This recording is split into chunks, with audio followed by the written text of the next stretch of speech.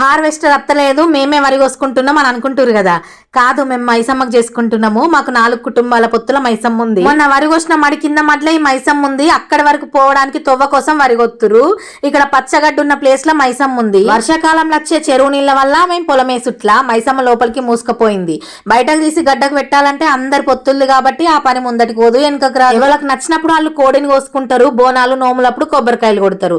ఇక ఇట్లా 4-5 సంవత్సరాలకోసారి అందరి పొత్తుల బోనం అండి గొర్రె పిల్లనో మేక పిల్లనో కొత్తారు. లోపలికి పోయిన మైసమ్మను బయటకు తీస్తారు. తర్వాత బోనం అండి మైసమ్మకు సున్నం పసుపు కుంకుమలతోటి పొదిస్తారు.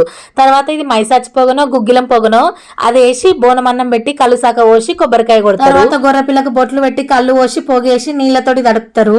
ఆ మేకపిల్ల జడితిత్తేనే అమ్మవారు ఒప్పుకున్నట్టుగా భావించి దాన్ని కట్ చేస్తారు.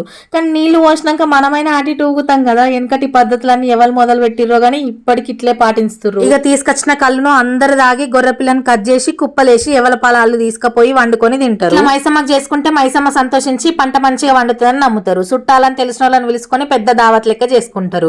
కానీ మా ఇంటికి ఎవ్వరు రాలేరు. మా పెద్ద ఆడబిడ్డోళ్ళు హైదరాబాద్ లో ఉంటారు. మస్తు ఎండలు కొడుతున్నాయి, ఆడికెళ్ళి ఇడికి ఎందుకని రాలే. చిన్న ఆడబిడ్డోళ్ళు వాళ్ళ ఇంట్లో కార్యక్రమం ఉండే వాళ్ళు కూడా రాలేదు. రాత్రికి తమ్ముడు వచ్చి తినిపోయిండు. ఇక మా పాలకి వచ్చిన మటన్ ఏడొడుతుంది. ఇలా సగం మంగళవారం సగం అని ఫ్రిడ్జ్ లో పెట్టిన. మాకు మేమే సొంతంగా కొత్తే మీ అందరిని విలువపోదునా? మీ దగ్గర కూడా ఇట్నే చెప్తారా? కమెంట్ చేయరి. అట్లే వీడియో నస్తే లైక్ చేయరి.